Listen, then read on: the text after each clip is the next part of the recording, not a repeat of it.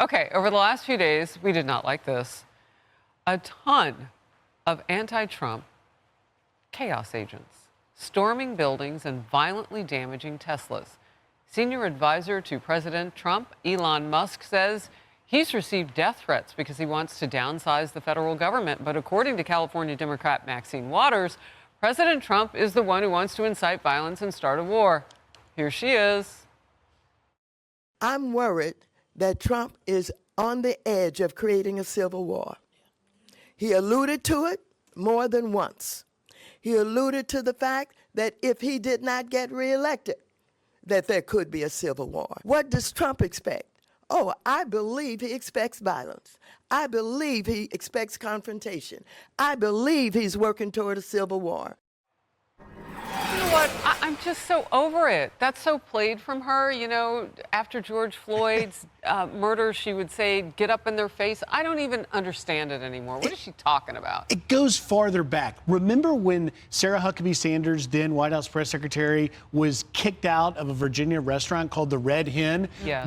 Right after that, Maxine Waters was the first to go out and say, this is a great thing. I want all of the liberals to target Trump people wherever they are, harass them, go after them. She's been on this ever since. And by the way, during that period, it was President Obama and First Lady Michelle Obama who said, when they go low, we go high. That's out the door, clearly. And now you're seeing her accusing Trump of being the one who wants to incite violence.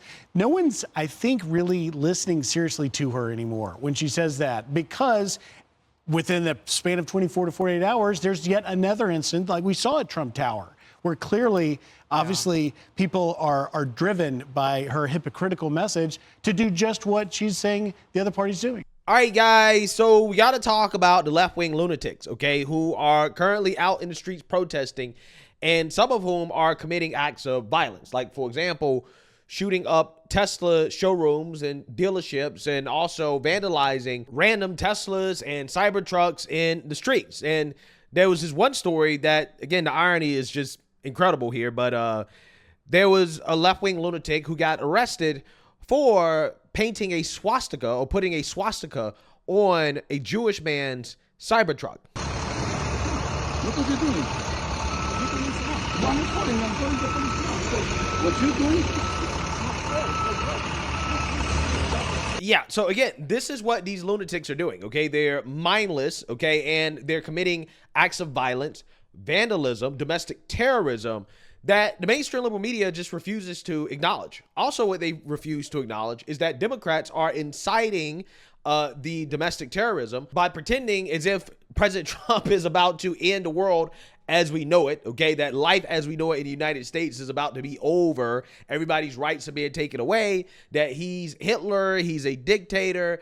Yeah, and that is driving people to commit these acts of derangement. I mean, you have Maxine Waters basically saying that Trump is working towards a civil war. Again, just very, very, very reckless and careless with their language and their rhetoric. And we're currently witnessing the real world consequences of it. Okay? It's happening right now. But, you know, the mainstream liberal media, liberals, are going to basically defend the Democrats in their rhetoric in ways that they would never do for a Republican, if Republicans were out here saying the things that Democrats are doing. And also, again, in the context, in the backdrop of current political violence that is happening in this country as a result of deranged liberals. So without further ado, let's go ahead and get into it. All the time, no matter how upset we can get, no matter how angry we can get, we live with what we've been. Maxine Waters is urging Democrats to hit the streets and fight back against Trump, but her remarks have MAGA accusing her of fomenting violence. Listen. I'm worried that Trump is on the edge of creating a civil war. He alluded to it more than once. He alluded to the fact that if he did not get reelected, that there could be a civil war. Now, this president is putting us in a position where hungry people are going to be on the street, where nonprofits who were waiting for their checks are not going to get them. When that happens, what does Trump expect? Oh, I believe he expects violence. I believe he expects confrontation. I believe he's working toward a civil war. We're not going to get goaded. We're not going to get tricked into that. We're going to continue to do our work. Okay, so what is Maxine Waters doing, right? What Maxine Waters is doing is what Bill Burr is doing, okay? It's almost like a wink, wink, like, hey, you know, Trump, he's doing all these things. And as a result, liberals, right? That's what she's saying here. Liberals, okay, are going to start committing acts of violence. So Trump is trying to goad us into a civil war, okay? She's trying to put the idea out there that, hey, you know, Trump is doing all these things that he's not really doing, by the way, right? He's not really doing these things, but they make up these things that he's doing and saying, well, you know, hey, violence could occur, right? As a result. Now, again, who are the people committing the violence? Liberals are committing the violence.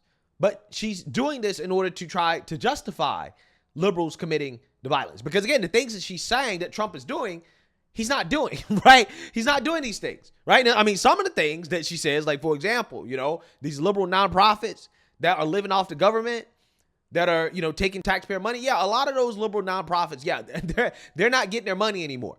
Okay, but again, that's not an excuse to commit acts of violence. But that is what Maxine Waters is trying to do. She's trying to excuse it. And this is why she is exaggerating. Okay? What these liberals do is that they commit acts of violence and then they point the finger at Trump and say, well, Trump made me do it, right? That's what they do as a way to excuse it. That's what's happening right now. And it's extremely annoying, right, when they do that. This is why I was super annoyed. And this is kind of another topic, but it's somewhat related to the point I'm really trying to make here about the left and how they operate. This is why I got really annoyed when you had some conservatives come out here and to basically say that, well, President Trump shouldn't pardon Derek Chauvin because liberals are going to start a civil war, right? Liberals are going to commit acts of violence as the reason why Derek Chauvin shouldn't be pardoned.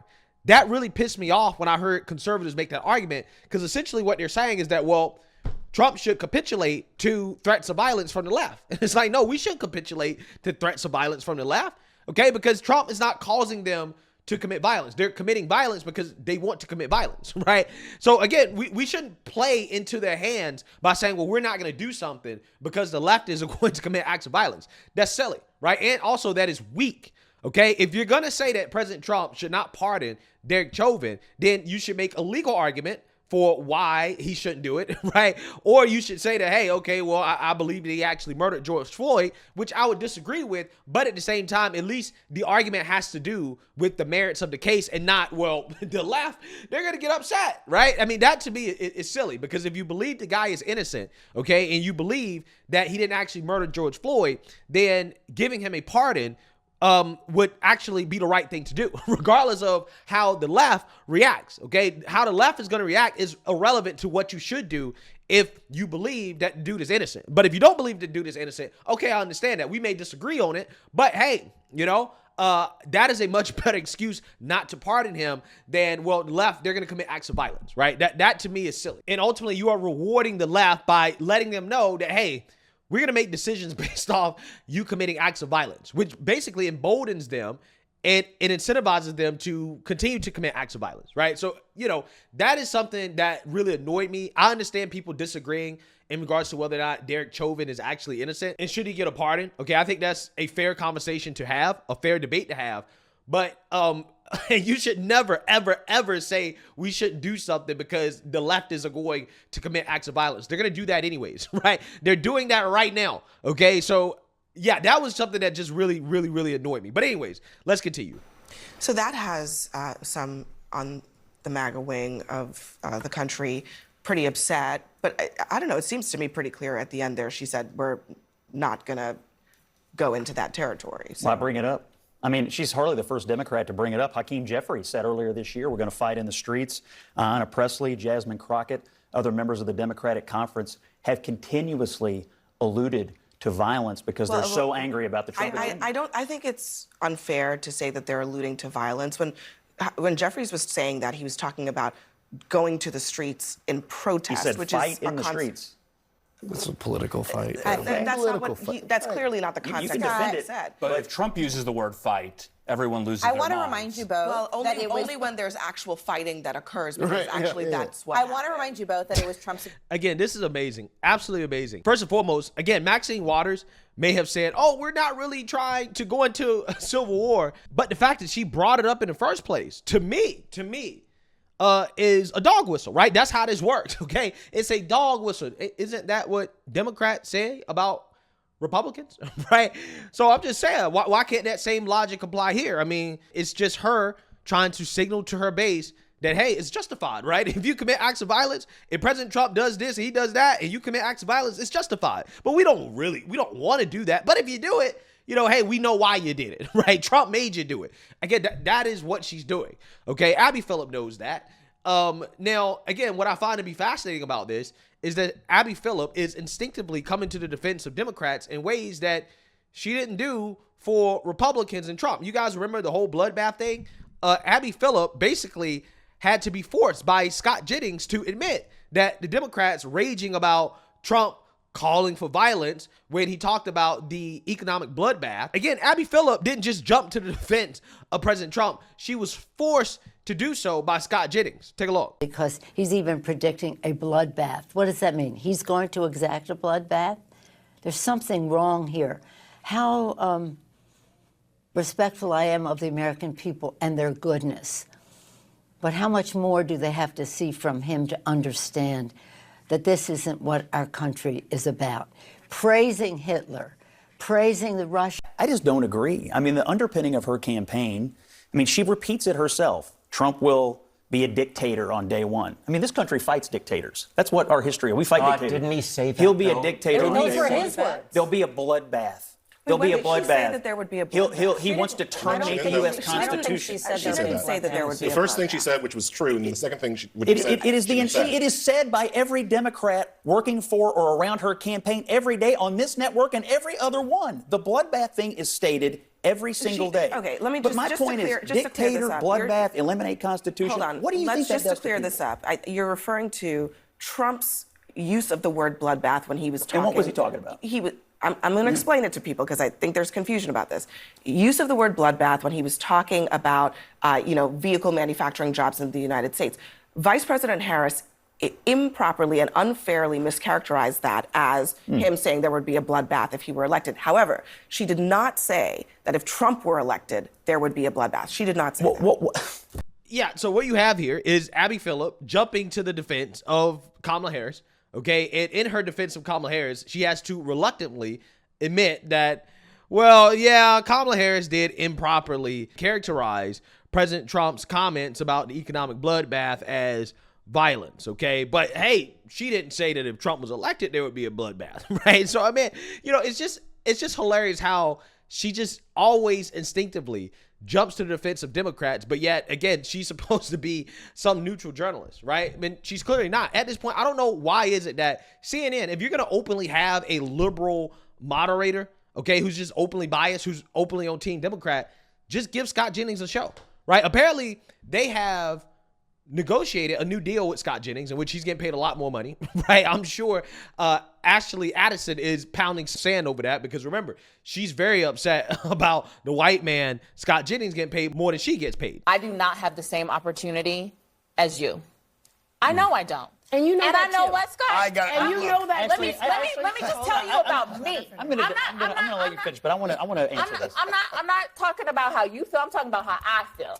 Me, a black woman in this country. But not in this city. And I will run. And if you want Look, me I'm a to, New Yorker, not in I this will city. run You cannot say that. You I can't will say run. that in this city. I have a. I'm not talking about New York. I'm talking about Ashley. let her finish. Okay, right let her here. finish. I got a law degree, a master's, and 2 bachelors. Probably more education than all of y'all added up together at this table, Fine right? by me. And I have always been the least paid person on payroll at every institution I have worked in, and it's not Even because in the White House? even in the White House. Well, whose fault is that? I don't think you worked for George W. or Trump. Well, guess wasn't what happened when I was there. DEI. Scott. Look. Yeah, so again, I'm sure she's pounding sand over the fact that Scott Jennings got a pay raise, but it's like, why don't you just get to do his own show? He doesn't. Clearly, you don't have to be a journalist, right? You don't have to be a neutral journalist to host one of these shows, okay? Because Abby Phillip is not that. So you might as well just give Scott Jennings his own show, okay? Just have a conservative version of this show, and CNN would actually get some viewers, right? But for whatever reason, they don't want any viewers, right? They want to just continue to have Scott Jennings play second fiddle to Abby Phillip when clearly Scott is more talented than Abby Phillip. He's going to bring in more views because without him, I wouldn't watch this show, right? I wouldn't even be reacting to these videos if it wasn't for Scott Jennings, to be honest with you. So again, I don't understand why is it that CNN won't just give Scott Jennings a show. But again, my point is this, right? The defense of the Democrats, right, from Abby Phillip is something that she would not do, at least not the way that she's doing it right now. Okay, she would never do that for a Republican, right? We all remember CNN losing their minds for days over Trump's bloodbath comments. They all took it out of context. They knew they took it out of context, but they did it anyways. These people only see it as a silly thing when Republicans do it to Democrats. All of a sudden, they see how silly it is, how silly it sounds when they come out here and you make things that clearly are not a call to violence. Okay, you take it out of context and you say, oh, well, this person is calling for violence, right? Trump is calling for violence.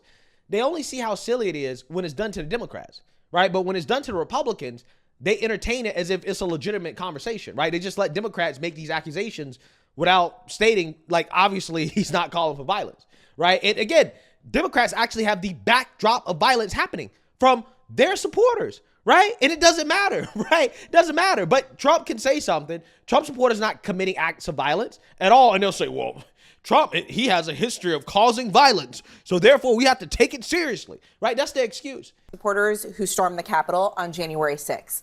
When January 6th happened this year, what happened? It wasn't Democrats storming the Capitol. Actually, guess what? No one stormed the Capitol this January 6th. And so it was... You look at the video in New York City today, the people who took over Trump Tower, the people screaming at folks on the streets. Who were those folks? Were protesting. They were in not Trump storming. Tower? They were not storming. They stormed Trump Tower. They Yes, were not they did. storming. They were inside of it. They were not storming the. They were not The lobby of trying Trump Tower is to. They were not trying to hurt a member of Congress. There were thousands of people who were prosecuted for January 6th. Scott, you may have forgotten, but you know what? You should go read your old op-ed talking about how the president caused an insurrection because that's what he did on January 6th, and that's what MAGA supporters actually did. You could scream at me all you want, but I have every single day condemned the events of January the 6th. Scott. Then, now, and I will continue to. Let me just say one thing. Their violence. There was no screaming happening at this table. Okay, someone talking to you is not screaming, but I do want to play the rest of what. This woman is so ridiculous, man. She's so ridiculous. Honestly, she's holding this show back, right? She is holding it back. I don't understand why seeing it. Why don't you realize that she is holding this show back? Okay, have you ever seen this woman defend a Republican from these deranged Democrats? No, you've never seen it. But we constantly see her defending these Democrats when, Republicans feel like, okay, yeah, you're screaming at me. She is screaming, right? She's talking over the guy. She's repeating the same things over and over and over again about January 6th. That's the only thing they got. When you talk about political violence that has happened in this country from Trump supporters, the only thing these people got is January 6th. That's why they keep bringing it up. That's why they keep spamming it. But when you talk about political violence that has happened in this country from the leftists, we're not talking about just one day. We're talking about a span of years, okay? BLM, Antifa, Roe v. Wade, pro-Palestine, now the anti-Elon people, okay? The lunatics come out the closet every year, okay? That's what they do. But it's amazing how they never have conversations about the left-wing domestic extremism and violence that's happened in this country. And it happens so often. I don't understand. I really don't get it. But they can point the finger at January 6th and try to make that seem like the worst day ever. Trump says he knows everybody will be marching over to the Capitol peacefully and patriotically, okay, to exercise your rights. Oh, that's a call to violence. He incited a riot, even though he clearly said peacefully, patriotically, peacefully, okay? But Maxine Waters, Trump's going to start a civil war. Oh, no, that's not a call to violence. What are you talking about? Contact. But it's like, this is why the January 6th thing doesn't work. You have no credibility because you don't give that same energy to left-wing violence and destruction. And it's much worse.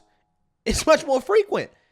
It has cost the country a lot more. It has destroyed this country a lot more. But they don't care about that because, again, it's coming from Democrats. It's coming from leftists. This is why they don't have any credibility. What Maxine Waters said, just for clarity's purposes, listen.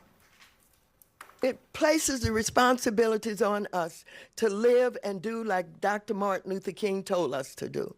He taught us to organize and to protest, but he taught us nonviolence.